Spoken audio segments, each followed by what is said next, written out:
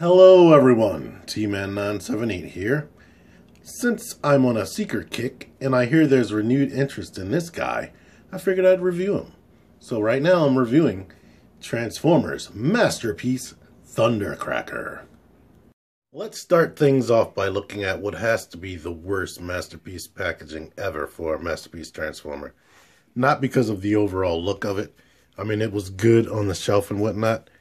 You can see the gold lettering up there, Masterpiece Thundercracker, and you see Thundercracker's name down there. Display stand included. Where things go off the hinge is right here, where it says he has two different heads, which is not true. The rest of this stuff is true. Here are his tech specs, if you want to see that. Here's the problem. That is not a Masterpiece Thundercracker at all. That's this guy right here. Why they didn't just take pictures of the actual toy, I have no clue. And then they even put him on the back right here. I mean, I guess this is true. It has amazing detail and highly articulated and posable. But yeah, this is, I think he's either Generations Thundercracker or Classics or Universe Thundercracker. I believe it's Generations, but I can't remember which line it came in. But as you can see, this is not Masterpiece Thundercracker. There's his bio, but you probably paused that a long time ago, so you can look at that. Not gonna read it. Here's Masterpiece Thundercracker in his jet mode. I'm going to warn you already, I'm not going to show the transformation in this video. That Sunstorm review I just did was 24 minutes, way longer than I wanted it to be. So I'm just going to go over his details, let you see all of that up close. And compare him. This is the second Masterpiece Seeker mold, just like Sunstorm. I'm going to compare it with the first Seeker mold, Skywarp to be specific. And as we look at this, we see his details like this D24. I believe that means Destron 24. I believe he was the 24th, if I'm right, he was the 24th Transformer released in that line in Japan during G1. On the cockpit right here, it says Captain J. Dragon Sass. I don't know the significance of that. And over here it says Lieutenant Joe Big Daddy Kite, and the D24 again. Right here, you can see he has a reflector tattoo right there. There's the same tattoo on this side, or detail, I should say, not tattoo since he's a robot. Here's his wing design, which is faithful to G1, the G1 toy, and this is the G1 sticker detail that the G1 toy had. Back here, I guess this is Thundercracker holding Soundwave, and it says Sonic Boom. So, yeah, because Thundercracker's known for being able to make sonic booms at will to destroy things. Here he is compared to the guy I had out earlier, the Classics version. I don't know whether he was, like I said, don't know if he's part of Generations or Universe, but as you can see with Thundercracker, they don't veer too much off of the source material as far as G1. The only thing this is missing is that sticker detail right there. Just in case this is your first time seeing this mold, this opens up. I painted this silver yesterday. It's normally just blue, just like the rest of the jet. He has a silver pilot right here. I guess this is supposed to be like a real jet pilot, but he's completely silver. You can see his little helmet and mask and the air mask right there on this bottom of his face.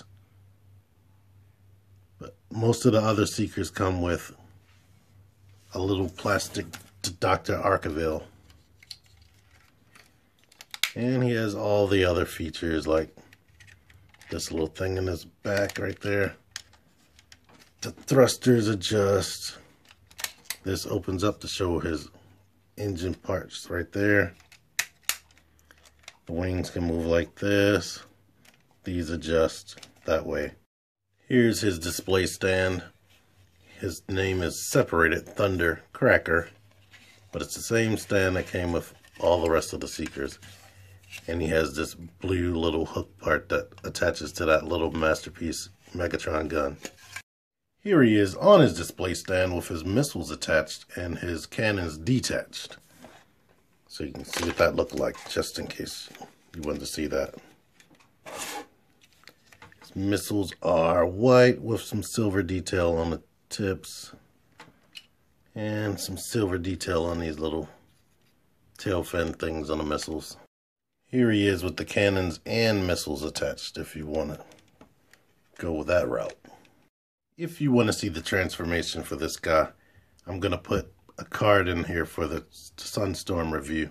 But here he is next to Masterpiece Skywarp, who I believe was a Walmart exclusive.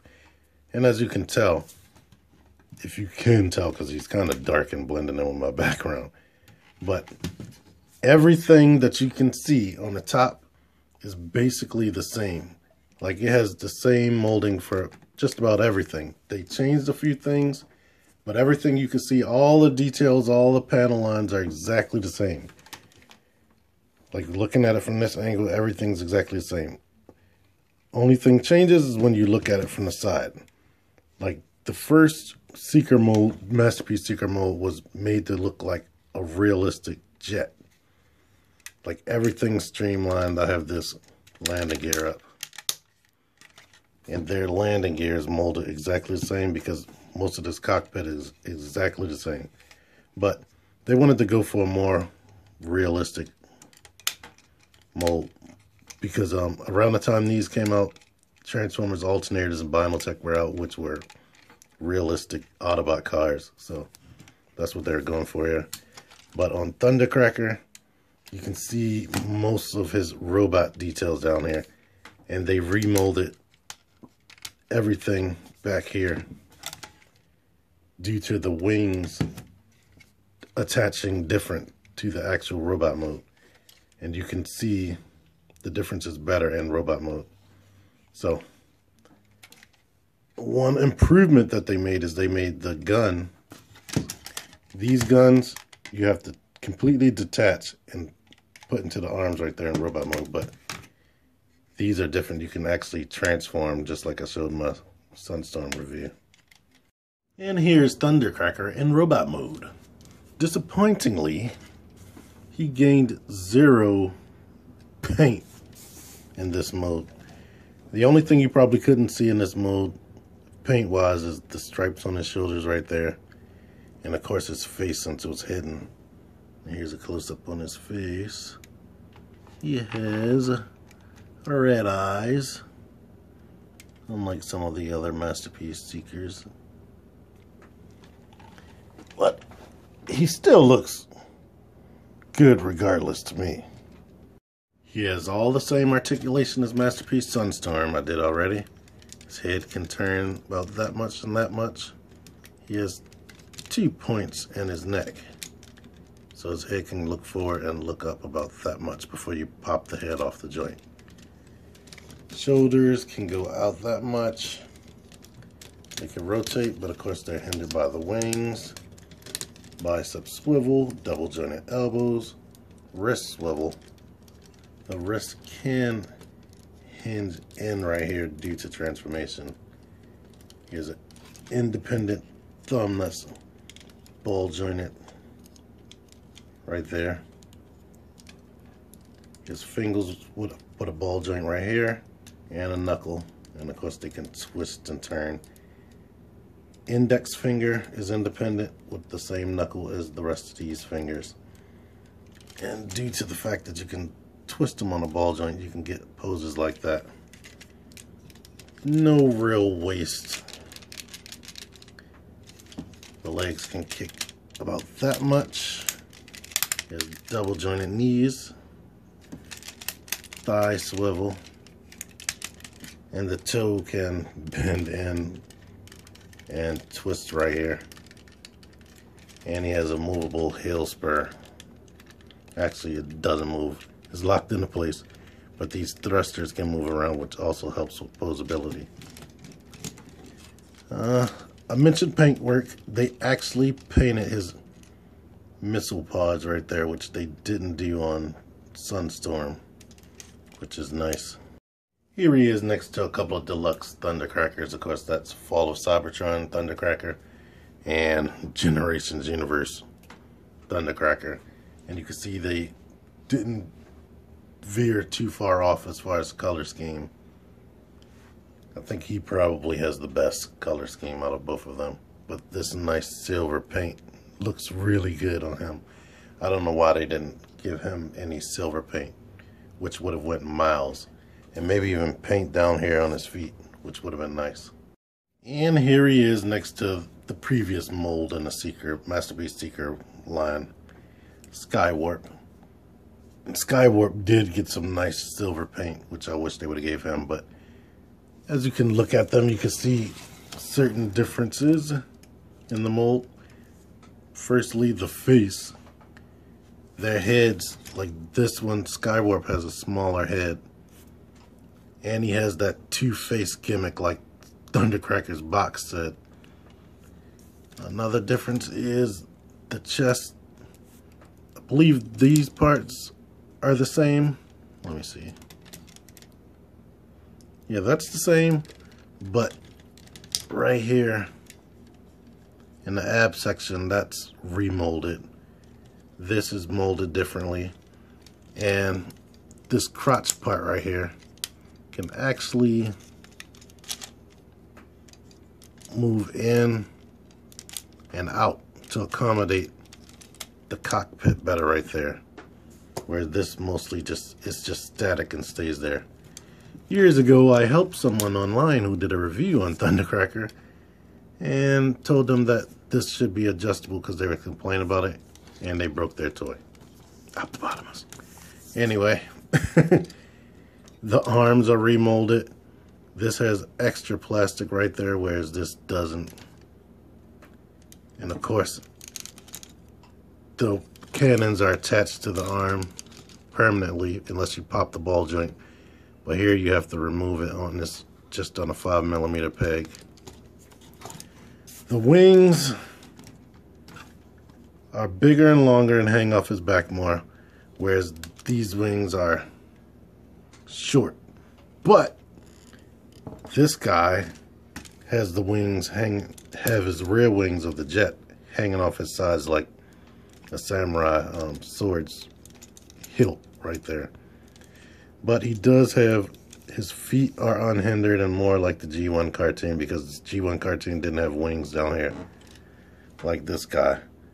But I think I'd rather have the wings like this. I just wish they would have added an extra transformation step so they wouldn't have these pointy things hanging off. So it's like for every improvement, they left something bad. This guy, his ankles twist like this. And he has heel spur to give him better standing ability.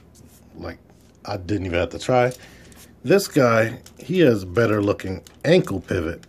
And he has to rely on these thrusters if he wants to stand. But you really have to work with him because he's way more top heavy, which is a nuisance. But those are the differences there. Let me get Thundercracker on his stand.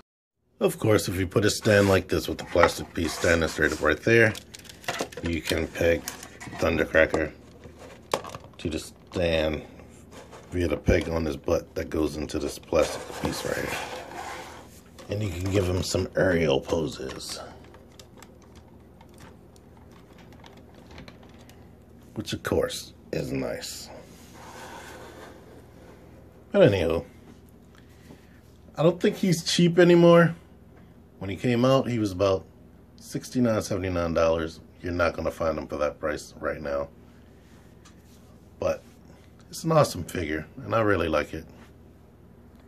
I wish they would have given him more paint in this robot mode right here, which is kind of a little bit bland outside of the red markings and the Decepticon symbols and whatnot that you can see. But Repro Labels is selling a label sheet for this guy that makes him look way better.